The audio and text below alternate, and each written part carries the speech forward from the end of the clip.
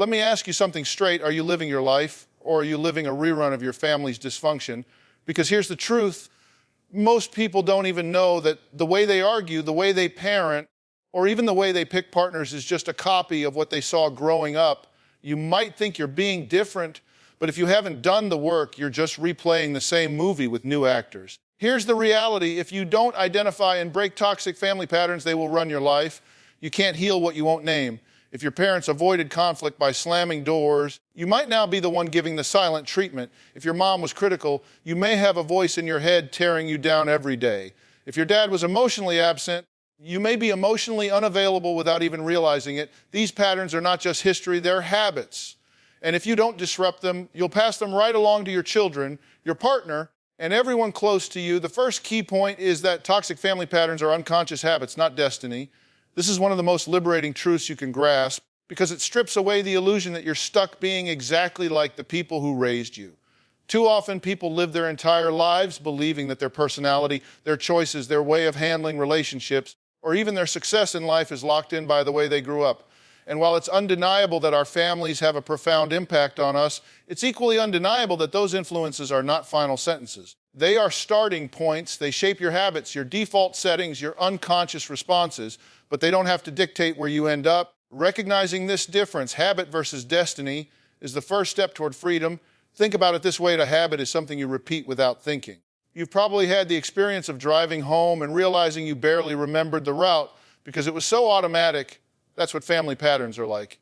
If you grew up in a house where conflict meant yelling, your nervous system learned that yelling is how you get heard. If you grew up in a house where nobody expressed feelings, you learned that silence is how you survive. These things become reflexes, so much so that when you're an adult, you might repeat them without even realizing you're doing it. But a reflex is not a law. Just because your family taught you one script doesn't mean you can't rewrite it. Habits are powerful, yes, but they're not unbreakable. Destiny, on the other hand, is the belief that no matter what you do, you'll end up exactly like your parents or guardians. That's the trap people fall into when they confuse habit with fate. They think, my dad was emotionally unavailable, so I'll never be able to open up, or my mom was critical, so I'm doomed to be negative too. That mindset is dangerous because it becomes a self-fulfilling prophecy. If you believe you're destined to be stuck, you stop even trying to change. You hand over the steering wheel of your life to a pattern that you could have interrupted if you chose to. The key is to recognize that unconscious habits can be brought into the light. And once they're visible, they become choices. You may not have had a choice about what you learned as a child, but you absolutely have a choice about whether you keep practicing those behaviors as an adult. This is where accountability comes in. You can't say, well, that's just how I am, and expect people to tolerate the fallout. You can't excuse your harsh words, your avoidance, or your anger by saying, that's just what I saw growing up. That may explain it, but it doesn't excuse it. You're the adult now. You're the one responsible for what you continue to carry forward. Another important piece here is understanding that habits live in your body as much as your mind.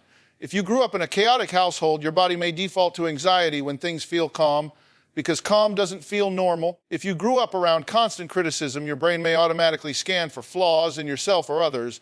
These aren't conscious choices. They're learned survival strategies. But survival strategies are not the same as thriving strategies. What kept you safe in childhood can hurt you in adulthood. And that's why recognizing the unconscious nature of these patterns is so important.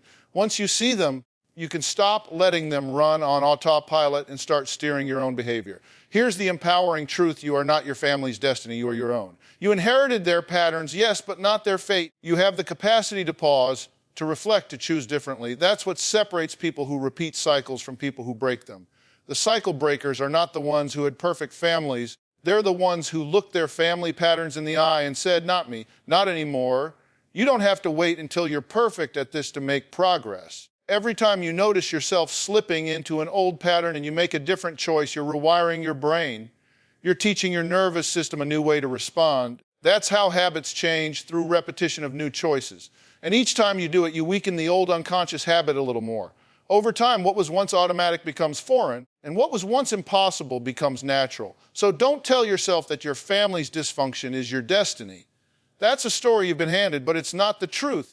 The truth is that toxic family patterns are just habits, and habits can be broken, replaced, and redefined. What you do today is more powerful than what your parents did 20 years ago. The real question is not, what did I inherit? But what do I want to continue? That shift in perspective is where accountability meets freedom. The second key point is that awareness is the first step. You must spot and name the cycle. This may sound simple, but it is one of the hardest steps for people to take because most toxic family patterns live in the background of our lives like white noise. You don't notice them because they feel normal. If you grew up in an environment where yelling was the way problems got handled, you might not even see yelling as a problem. If you were raised in a house where no one ever expressed emotion, you might not even realize you've learned to shut down instead of open up. Awareness is about bringing what has been unconscious into the light so you can finally see what's happening and why it's happening. Without awareness, you're operating on autopilot. With awareness, you get the chance to take back control. Awareness starts with honest observation. You have to pay attention to your behaviors, your triggers, and your reactions. Ask yourself, how do I usually respond when I feel criticized? How do I handle conflict? How do I treat myself when I make a mistake? These questions matter because they uncover patterns you may not recognize as patterns. For example, if every time you feel rejected, you either shut down or lash out, that's not just a random reaction. It's a cycle. It's a program you learned somewhere. Awareness lets you connect the dots between what you're doing now and what you saw, heard, or absorbed in your family growing up. The next part of awareness is naming the cycle. It's not enough to say, I get angry a lot. You have to be able to say, I'm repeating my dad's pattern of blowing up whenever he felt powerless, or I'm mirroring my mom's habit of tearing people down so she wouldn't feel small. Naming is powerful because it separates you from the behavior. Instead of just, this is who I am, it becomes, this is something I learned and I can unlearn it. Once you put a name on a cycle, it stops being invisible.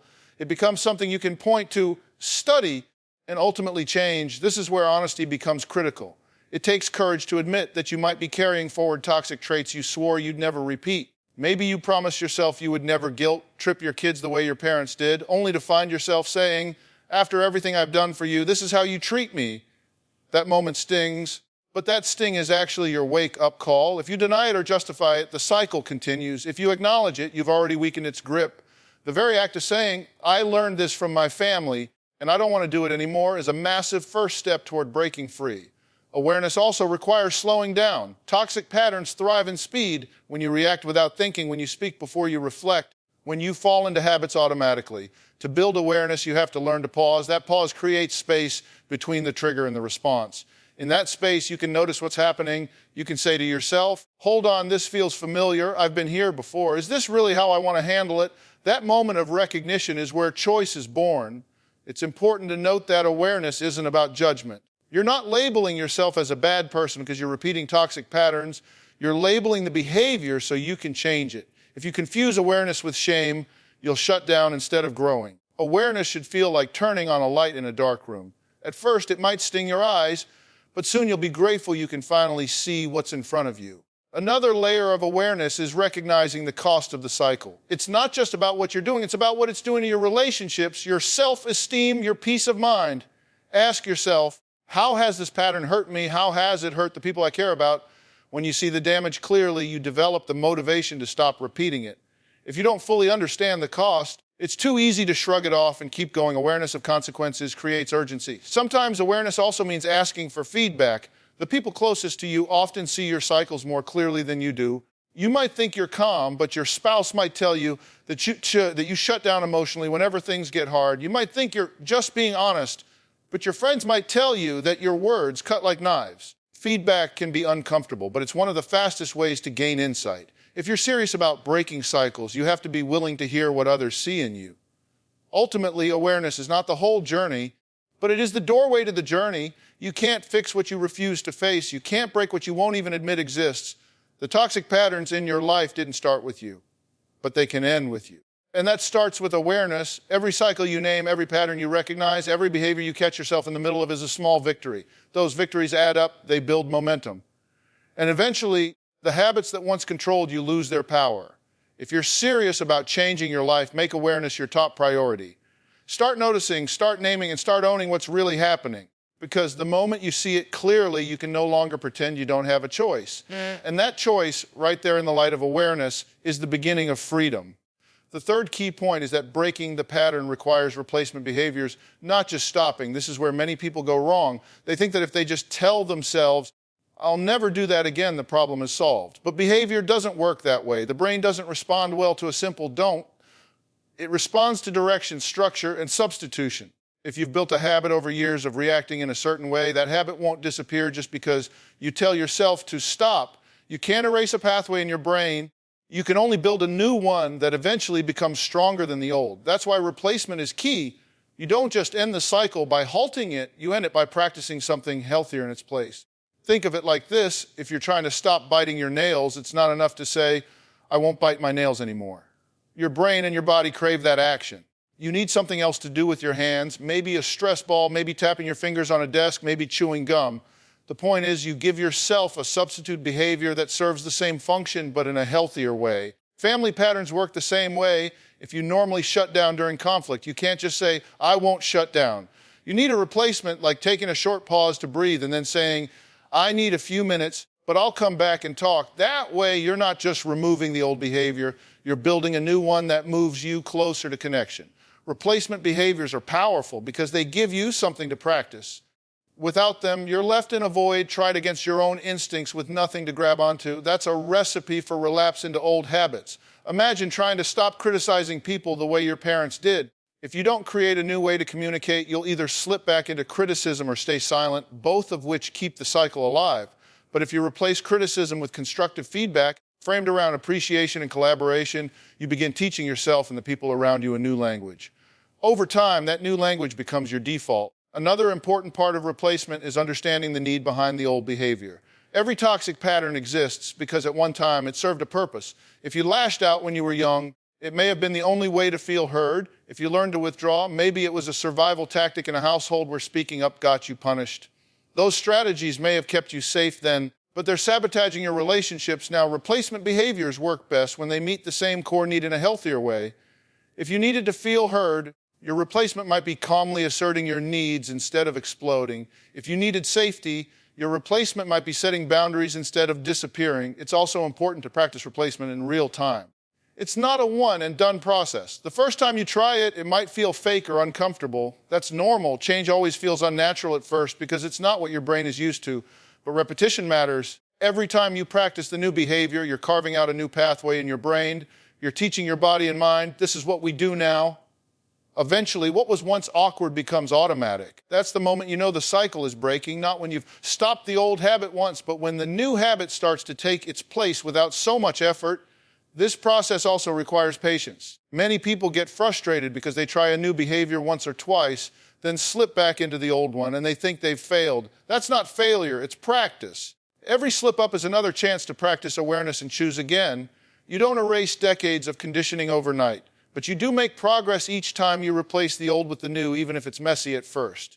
The key is persistence, not perfection. There's also a relational element here. When you begin replacing behaviors, you're not just changing yourself, you're changing the way you interact with others. At first, they might not know how to respond. If you're used to withdrawing during arguments and suddenly you stay present, it might throw them off. If you're used to criticizing and you begin giving encouragement, they might doubt your sincerity at first. That's okay. The consistency of your replacement behavior over time will show them the change is real. It will also start reshaping the dynamic of your relationship. The truth is, breaking toxic family patterns is less about stopping and more about starting. You're starting new habits, starting new ways of speaking, starting new ways of responding. You're creating a different future by practicing different choices. The stopping happens naturally when the new behaviors become stronger than the old ones. That's why replacement is so essential. It gives you a path forward instead of just a wall to push against. So if you want to break the cycle, don't just say, I'll never do that again.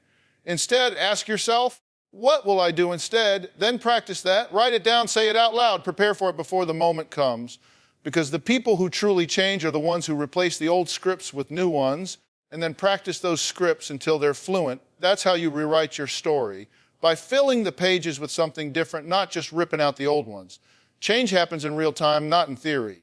This is the point where a lot of people stall out. They get excited about insight, they love the idea of awareness, and they might even sketch out new replacement behaviors, but then they stop at the level of theory. They read the books, watch the videos, and even nod their heads when someone calls out the exact toxic cycle they're living. But change doesn't happen because you understand it on paper. Change happens in the moment when you actually choose to act differently than you did yesterday. Accountability means putting that choice into practice every single day, not just when it's convenient. The truth is, most toxic patterns don't show up when you're calm and ready. They show up in the heat of the moment when you're tired, when you're stressed, when you feel misunderstood or triggered. That's when your brain reaches for the old script and runs it automatically. Accountability means you catch yourself right then in real time and say, wait a second, I know this pattern, and I'm not going to let it run the show today. That moment of recognition followed by a new choice is what accountability looks like. It's not about being perfect, it's about being intentional. Accountability is also about consistency. You don't get stronger by going to the gym once a month. You get stronger by showing up regularly, even on the days you don't feel like it. The same principle applies here. Breaking toxic family patterns isn't a weekend project, it's daily reps. Every time you choose to practice the replacement behavior, you're strengthening the muscle of self-control and weakening the grip of the old cycle. Skipping it or excusing yourself because, well, it's just who I am, is like skipping the workout and then wondering why nothing changes. A big part of accountability is also honesty with yourself. You can't make progress if you're constantly justifying or sugarcoating your behavior. You have to call it what it is. If you lashed out, don't tell yourself you were just being direct. If you shut down, don't pretend you were just given space. Own it. Say to yourself, that was the pattern and I chose it. Then take responsibility to do better next time. Accountability is not about shaming yourself. It's about owning your choices so you stay in control of them instead of letting them control you. Real accountability also involves other people. It's very easy to lie to yourself, but harder to lie when someone else is watching. This is why support systems matter. Whether it's a friend, a partner, or even a coach or therapist, having someone you can check in with adds a layer of responsibility. You can say, I'm working on not giving the silent treatment, hold me to it. When they see you slipping, they can call it out. That feedback can sting, but it keeps you honest and it keeps you growing. Without external accountability, it's too tempting to drift back into old cycles when nobody's looking. Another layer of accountability is recognizing progress, not just failures. A lot of people give up because they're only tracking when they mess up, but daily accountability means you also celebrate when you get it right, even in small ways. If you caught yourself before exploding, that's progress. If you spoke up instead of shutting down, that's progress. If you gave encouragement instead of criticism, that's progress. Acknowledging those wins reinforces the new behavior and motivates you to keep going. Without that, it's easy to get discouraged and tell yourself you'll never change. Daily practice also means you can't wait for the big moments to apply what you've learned. The small, ordinary moments matter just as much. How you respond to a frustrating driver on the road, how you handle a cashier making a mistake, how you talk to yourself when you drop something on the floor, these are all opportunities to practice. If you train yourself in the little moments, you'll be prepared for the bigger ones.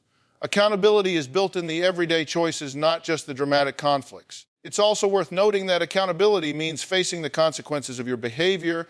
If you repeat a toxic pattern, it damages a relationship. Own that damage. Apologize. Make amends. Don't sweep it under the rug or act like it didn't happen. Facing the consequences keeps you grounded in reality. It prevents you from hiding behind denial and forces you to acknowledge the cost of your actions. That discomfort can be the very thing that motivates you to make a different choice next time. At the end of the day, accountability is the bridge between intention and transformation. You can intend to change all you want, but without daily accountability, nothing shifts. The cycles keep repeating and you keep wondering why you feel stuck. Accountability takes the inside out of your head and puts it into your hands, into your voice, into your choices. It's where theory meets action, and it's the only way to break free for good. So the question is not whether you know about your toxic family patterns. The question is, what are you doing about them today? In real time, when it counts, that answer will tell you everything about whether you're breaking cycles or just talking about them. Real change isn't in the plan, it's in the practice. And accountability is what keeps you practicing until the new way becomes your way.